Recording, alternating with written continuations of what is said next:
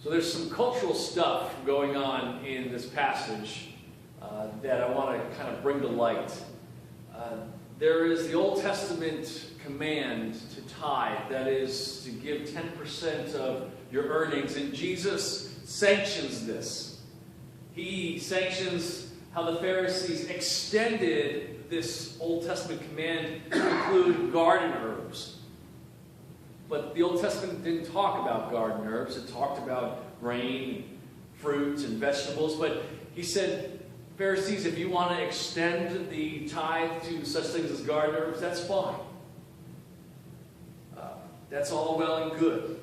But just don't forget to give attention at the same time to the most important items of the law, items that bear directly on the welfare of others around us.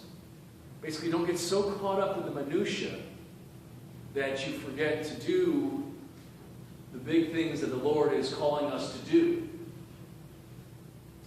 It's interesting, in Aramaic, the two words for gnat and camel, they actually sound similar.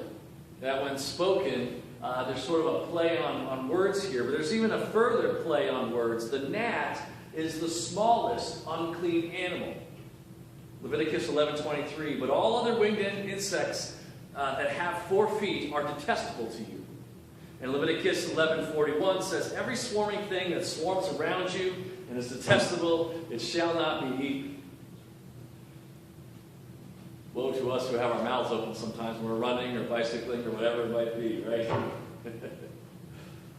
The camel is one of the largest unclean animals. Leviticus 11:4.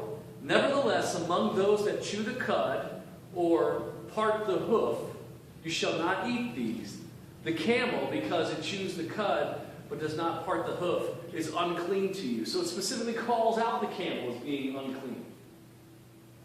And again, the concern for the small and relatively insignificant is accompanied by the ignoring of something enormous in size or importance. That's what Jesus is talking about in these two passages.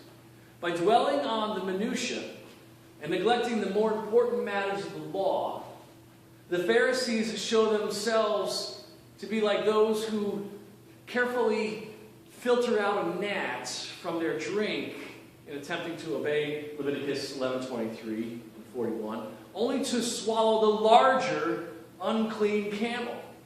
It's a funny picture, and Jesus sort of meant it to add a little levity to the situation. Could you imagine with your coffee, and there's a camel in your coffee, and there's a gnat in your coffee, and you're worried about the gnat, right?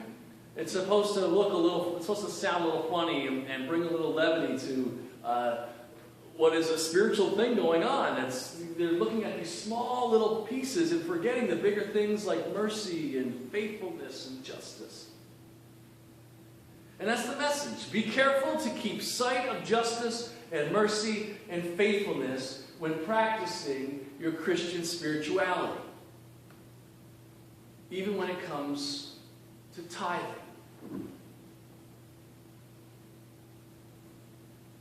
God is not short of cash. God is not short of cash. He does not need your money. So it would be wrong for me to sit up here and say, God needs your money. I mean, it sounds a little inverted, but it's true. God can make any currency he wants. I mean, if our governments can do it, God can do it in a much more expedient way, efficient way, without creating any national debt or inflation or deflation. God is God over all and can make any money he needs to accomplish his purposes. God doesn't need our cash. So why does God ask us to give a tithe? Why does God ask us to give at least 10% of our income? The issue about tithing isn't about money, though money is the vessel of the issue. The issue about tithing is faith. Think about it. It takes risk and trust. Two big elements in faith. It takes risk and trust to believe and see that God will care for us and take care of the gap between our earnings and our giving. He knows you have to spend money to survive. You got to get a roof over your head. You got to get food in your stomachs. You got to get clean water, good medical care when you need it. And he knows these things. And it's good conventional wisdom to save at least 10% of your earnings for future provision. So if you had this 10% tithe and you added 10% savings for the future, that means living off of 80% of your earnings. God's spiritual wisdom to have us give at least 10% away to His mission and ministry is so that we can have a space for God to fill. Giving away that 10% or more allows space for God to fill. As those who tithed before, and I love to hear as people have grown towards the tithe, they've told me these faith stories that just sort of put a spring in my step. They'll tell you it's not always cash for cash. It's not like you give 200 to the church and suddenly 200 somehow pops up somewhere. But you might find that you get a useful gift from somebody that you wouldn't have had to spend with your own cash. In trying to organize my home, I was like, I really need a filing cabinet. I really need a filing cabinet. But my budget didn't allow for a filing cabinet because of my tithing and my savings and the other money I had. Lo and behold, I'm driving and somebody has a locked filing cabinet. I left it there because I didn't know if I could unlock it. And then I looked online and they have all these videos on how to drill through a lock in a filing cabinet and you can open it up. But the video made it look so simple, like a 2-minute video. It did not take me 2 minutes. It took me a couple hours. But I did get it. And I was able to, not cash for cash, but it turns out that filing cabinet, if I bought it new, would be $150. People who will tell you more stories about this, how God fills the 10+%. Maybe it's newfound cash flow never imagined before. Because when you're living off of 100% income and you're comfortable, you don't have to think about how can there be new ways of getting cash flow. Not tithing leads us to say we can't afford it. Not tithing leads us to a path where faith is no longer considered and we enter to say we can't afford it. But tithing leads us on a path of faith that instead of cutting off the conversation right there and saying we can't afford it, it leads us to ask the question, how can we afford it?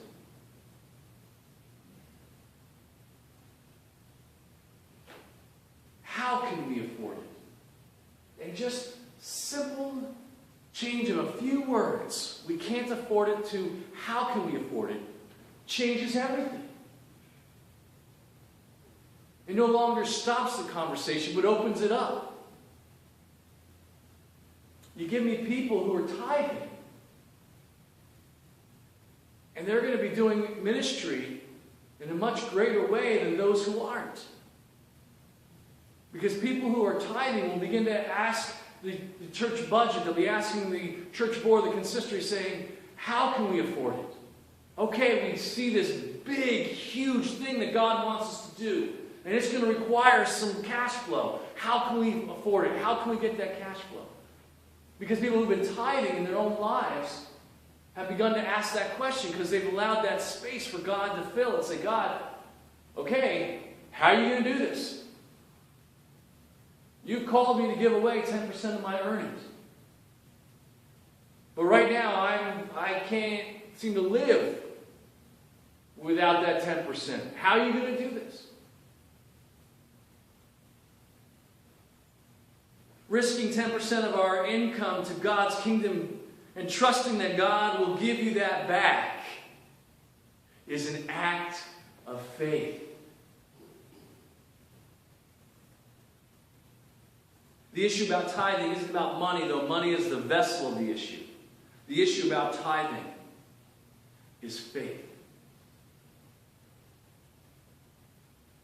Now, the church receives your offering, your money, and by good stewardship puts it to ministries of justice and mercy. And what are those? Jesus tells us: feeding the hungry, giving clean water to the thirsty, welcoming the stranger, clothing the naked, visiting the infirm and imprisoned. Some get caught up in the minutiae of tithing. Do we give 10% of post-tax or pre-tax income?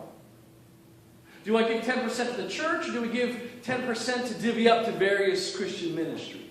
What if we hit hard times and can't meet our vow of 10%? And this is what Jesus says in these words to us from Matthew 23. It says, "Be careful to keep sight of justice and mercy and faithfulness when practicing your tithing." I'll be glad to sit down with you personally, because I can maybe give you a few examples, but it still may not hit upon your particular financial situation. I can help you with discerning your current context and God's command of tithing. I can help you develop a personal plan to grow towards a tithe, of giving 1% more each year so that in a decade you can reach a tithe. I can help you discern the hard times that you're going through. Because remember, don't lose sight of the thing called grace. We get so caught up in the law, and we forget about God's grace.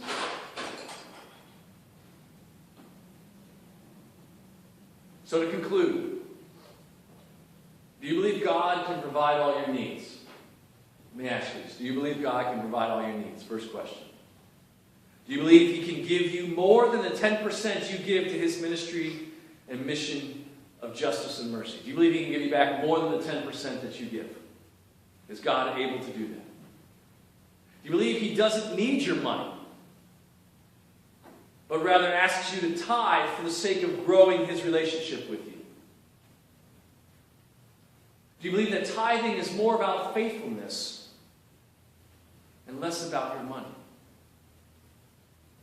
If so, may we put our money where our faith is, in the one who came to show us that God believes in us.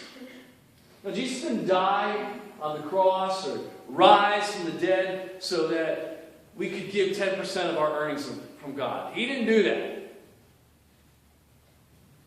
He died and rose again so that through faith in Him we could receive forgiveness and eternal life. To enjoy God's grace, and as a thankful response to God's faithfulness, we tithe in the big things and the little things.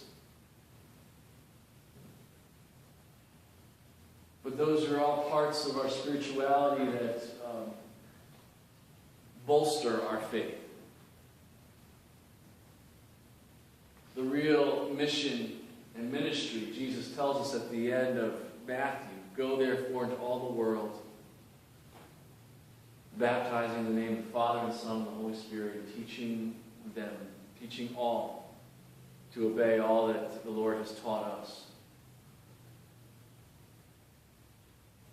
And that these other issues of spirituality are there to grow our faith and tools in helping others grow their faith.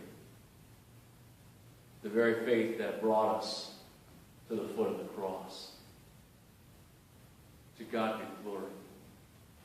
Amen.